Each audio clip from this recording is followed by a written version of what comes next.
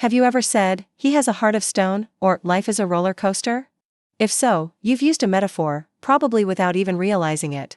But what exactly are metaphors, and why are they so powerful? Stick around, because we're about to unlock the hidden connections in our everyday language. Metaphors are more than just fancy literary devices, they're fundamental to how we think and communicate. A metaphor is a figure of speech that directly compares one thing to another, but for rhetorical effect. A metaphor says something is something else. When we say, "Love is a battlefield," we're not literally dodging arrows, we're reusing the concept of a battle to understand the struggles and conflicts that can happen in a relationship. This is the magic of metaphor, it allows us to understand complex or abstract ideas by relating them to things we already know. Think about the phrase, "argument is war."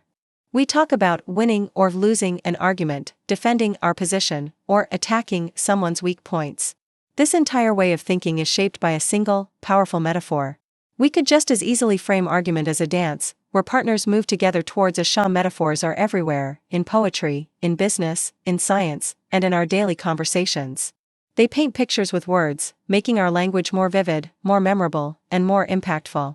For example, calling someone a night owl is much more evocative than simply saying they stay up late. Describing an idea as a light bulb moment instantly conveys the feeling of sudden, brilliant insight. So, the next time you hear a comparison like "the world is your oyster" or "time is money," take a moment to appreciate the art of metaphor. You're witnessing a creative spark that connects two different worlds, crafting new meaning and deepening our understanding. By paying attention to the metaphors we use, we can not only become better communicators but also gain a richer perspective on the world around us. What's your favorite metaphor?